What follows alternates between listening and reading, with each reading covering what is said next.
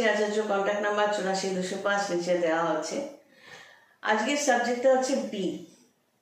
B মানে তোমাকে যদি শুধু বি ইংলিশে লিখতে বলি, এবার তুমি তো বুঝতে পারবে না এর মানে কি। এবার বি এর আগে এ আর পরে সি ডি এগুলো যদি বসাই বা তুমি বসাও, তাহলে বোঝা যাবে বি এর মাহাত্ম্যটা কি, বি এর গুরুত্বটা কি। মানে এগুলো অ্যালফাবেট, মানে এ বি সি ডি লিখতে বলা হয়েছে, বি এর জায়গাটা কোথায়, এ সির মাঝখানে, দুটো শিক্ষিত জায়গা। বাংলায় যদি বলি যে খ, খ লেখো, তো খ লেখো, খয়ের ভূমিকা ততক্ষণ বোঝা যাবে না যতক্ষণ খয়ের আগে ক বসাচ্ছ বা এবং খয়ের পরে গ বসাচ্ছ, তবে বোঝা যাবে যে এর মাহাত্ম্যটা কি।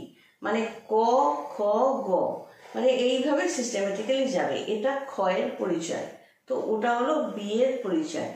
এটা এই কথাটা বলার অর্থ হচ্ছে জীবনে যখন থেকে তোমার নিজের সেন্সটা আসবে, যে নিজেকে বুঝতে চেষ্টা করবে, নিজেকে এস্টাবলিশ করার চেষ্টা করবে, ভাবতে শিখবে যে আমি এইভাবে এগোচ্ছি, আমি সফল কেন হতে পারছি না, কেন টাকা কামাতে পারছি না, কি আমার প্রবলেম রয়েছে যেটা আমাকে সংশোধন করতে হবে, এইসব নিয়ে যখন ভাবতে শিখবে, ভালোকে অ্যাকসেপ্ট করতে শিখবে, খারাপকে ছাড়তে শিখবে, সেই সময় সেই স্টেজটার কথা বলছি, তখন এইটা ভেবে দেখবে যে, বা তুমি কোনো কিছুতে সফল হচ্ছ না, তখনও এটা ভাববে যে তুমি তোমার চারপাশে কোন লোকজনকে রাখছো, কাদের মধ্যে গিয়ে মিশছো।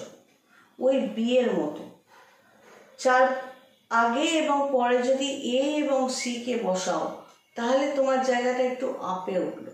মানে আরো একটু খোলসা করে বোঝাই, তোমার মধ্যে কোয়ালিটিস রয়েছে, কিন্তু তুমি গিয়ে বসছো এমন জায়গায় যেখানে যারা খাওয়া দাওয়া করছে, কে আড্ডা মারছে, বা ধরো চা খাচ্ছে, কি ঘুগনি খাচ্ছে, কি যাই খাচ্ছে, সেই জায়গাটায় যারা রয়েছে তাদের সাথে বসে গল্প করছো, তাহলে কি হচ্ছে, তোমার প্লেসমেন্টটা ওইখানে, তোমার ওরা, তোমার ভাই ওইখানে লিমিটেড হয়ে যাচ্ছে।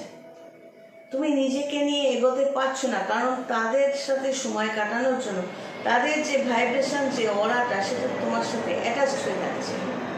একটা লোক তখনই ফার্স্ট দৌড়তে পারবে যদি না তার দুটো পায়ে দুটো ইট বাঁধা থাকে। দুটো ইট বেঁধে দিলে সে লোকটা কিন্তু জোরে দৌড়তে পারবে না। সেই জন্য জীবনে তুমি কাদের সিলেক্ট করবে নিজেকে এগিয়ে নিয়ে যাওয়ার জন্য, আদৌ কারোকে দরকার আছে কিনা, নিজে একাই চলবে কিনা, এটা তোমাকেই ডিসাইড করতে হবে। তুমি যদি সেই লোকজনকে সিলেক্ট করো যাদের মাঝামাঝি থাকছো, তাহলে তোমার জায়গাটা উপরে উঠলো। যদি সেই জায়গাটা না পাও, তাহলে তুমি একা চলো। কিন্তু যদি ওই রকম জায়গায় তুমি নিজেকে প্লেস করতে থাকো, তাহলে কিন্তু ওই যে শুধু বি লিখলে যেটা হচ্ছে, বি ভ্যালুলেস হয়ে যায়। এই সিলেকশনটা করা এবং নিজের মতামত, ওপিনিয়নে স্ট্রিক্ট হয়ে থাকা, এই স্ট্রেংথটা তোমাকে দেবে বৃহস্পতি এবং মঙ্গল। মঙ্গল কি করবে, তোমাকে টেনে নিচ্ছে ওই আদার্স জায়গাগুলো থেকে বের করে নিয়ে যাওয়ার চেষ্টা করবে। ধরো একটা নেশার একটা দোকান, সেখানে সবাই নেশা করার জন্য, নেশার জিনিস কেনার জন্য যাচ্ছে। এবার সেখানে কোনো বন্ধুর সাথে দেখা হয়ে গেল, সে তোমায় ডাকলো, তুমি সেখানে গিয়ে দাঁড়িয়ে কথা বলছো। কোনো নিরপেক্ষ ব্যক্তি যখন দেখবে, সে কিন্তু তোমাকে ভাববে তুমিও ওই জন্যই গেছো। সে কিন্তু এটা দূর থেকে দেখে এটা ভাববে না যে তোমাকে ডেকেছে বলে তুমি দাঁড়িয়ে কথা বলছো। সুতরাং এটা মাথায় রাখতে হবে, ওই বি ভ্যালুলেস করবে বিকে না ভ্যালুয়েবল করবে, এই জায়গাটা মেনটেন করতে গেলে কেউ ডাকলো ওই রকম জায়গা থেকে তুমি কথাও বলবে না, চলে যাবে। সবাই ভালো থেকো। God bless and take care.